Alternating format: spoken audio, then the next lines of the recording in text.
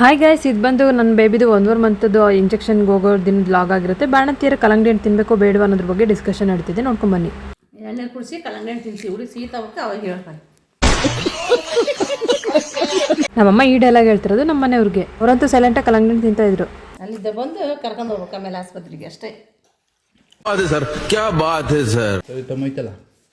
ನಾನಲ್ಲ ಪಾತಿನೇ ಕೇಳಿರೋದು. ಕಲ್ಲಂಗಡಿ ಹಣ್ಣಿನ ಕತೆ ಎಲ್ಲ ಮುಗಿದ್ಮೇಲೆ ಇವಾಗ ಟೀ ಮತ್ತು ಬನ್ನ ತಿಂದ್ಬಿಟ್ಟು ನಾವು ರೆಡಿಯಾಗಿ ಹೊರಟಿದ್ದೆ ನಮ್ಮೂರ ಹತ್ರ ಇರೋ ಹಾಸ್ಪಿಟ್ಲಿಗೆ. ಇದು ಬಂದು ಗೌರ್ಮೆಂಟ್ ಹಾಸ್ಪಿಟಲ್ ಆನ್ಗೋಡು ಅಂತೇಳಿ, ನಮ್ಮೂರಿಂದ 1-2-3 ಕಿಲೋಮೀಟರ್ಸ್ ಆಗುತ್ತೆ. ನಾವು ಗೌರ್ಮೆಂಟ್ ಹಾಸ್ಪಿಟಲಲ್ಲಿ ಇಂಜೆಕ್ಷನ್ ಮಾಡಿಸೋಣ ಅಂತೇಳಿ ಹತ್ರದಲ್ಲಿರೋ ಗೌರ್ಮೆಂಟ್ ಹಾಸ್ಪಿಟಲ್ಗೆ ಬಂದಿದ್ದೀವಿ. ಯಾರು ಕೂಡ ಮಿಸ್ ಮಾಡೋಕ್ಕೆ ಹೋಗಬೇಡಿ. ನಿಮ್ಮ ಒಂದು ಏರಿಯಾಗೆ ಯಾವ ಒಂದು ಹಾಸ್ಪಿಟಲ್ ಹತ್ರ ಇರುತ್ತೆ ಗೌರ್ಮೆಂಟ್ ಹಾಸ್ಪಿಟಲ್, ಅಲ್ಲಿ ತಪ್ಪದೆ ನಿಮ್ಮ ಒಂದು ಬೇಬಿಗೆ ವ್ಯಾಕ್ಸಿನೇಷನ್ ಹಾಕಿಸಿ. ವ್ಯಾಕ್ಸಿನೇಷನ್ ಡೇ ಅಂತ ನನಗಂತೂ ಸಿಕ್ಕಾಪಟ್ಟೆ ಟೆನ್ಷನ್ ಆಗಿತ್ತು. ನನ್ನ ಪಾಪು ಯಾವ ರೀತಿ ಅಳ್ತಾಳೆ ಏನು ಅಂತ ಹೇಳಿ.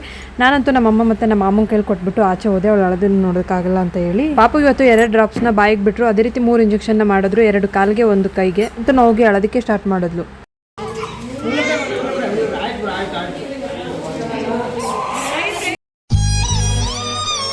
ಇವಾಗ ನೋವಾದರೂ ಕೂಡ ನೆಕ್ಸ್ಟ್ ಅವ್ರಿಗೆ ತುಂಬ ಫ್ಯೂಚರಲ್ಲಿ ಒಳ್ಳೇದಾಗೋದು ಅಂತೇಳಿ ಏನು ಮಾಡೋಕ್ಕಾಗಲ್ಲ. ನೋವಾದರೂ ಕೂಡ ನಾವು ಹಾಕ್ಸ್ಲೇಬೇಕಾಗುತ್ತೆ. ಇವತ್ತು ಬಂದು OPV ಮತ್ತು IPV ಅನ್ನೋ ಒಂದು ಪೋಲಿಯೋ ಡ್ರಾಪ್ಸ್ನ ಬಾಯಿಗೆ ಹಾಕಿದ್ರು.